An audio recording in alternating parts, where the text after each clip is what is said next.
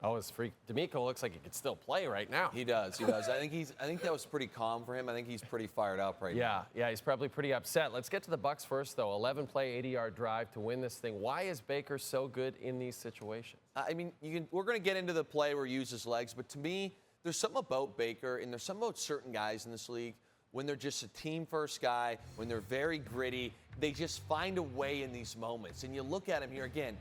Absolutely avoids the rush there. There's a free hitter that should have easily tackled him. He does a somersault at the end of this thing. The knee looks like it was almost hyperextended, and he just gets up like he's unfazed. And, Jay, this is why I say, like, this guy in these moments is a person as a player that you want back there making the plays. And I mentioned D'Amico's a little upset.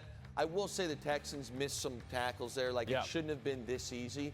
But Baker comes in here, he's just cool, calm, collected. And I also think there's something to say for this guy that he obviously had his time in Cleveland. Bit controversial with how it ended. He was very good there. You know, I thought they kind of got rid of him a little early.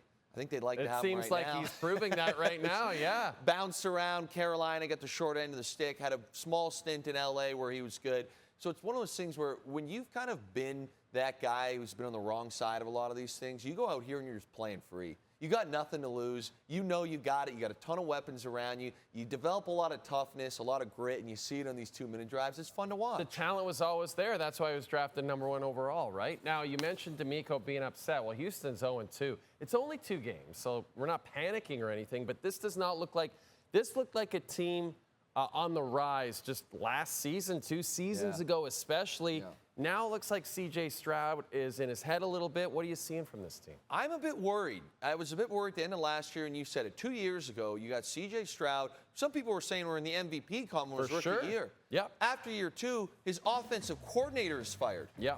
Because he's regressed. The offense has regressed.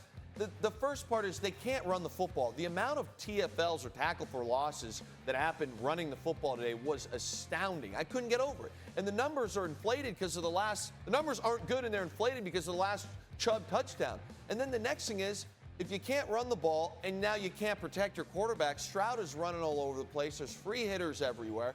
And it was a ton of just broken play after broken play.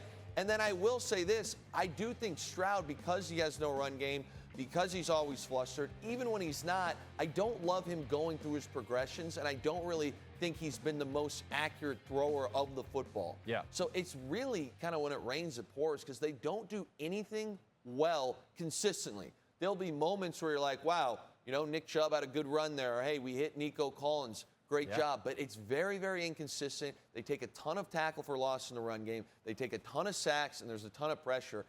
And it's the first year coordinator with C.J. Stroud.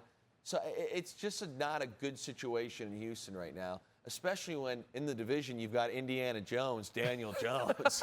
Indiana Jones You love that. at 2-0. He looks pretty good.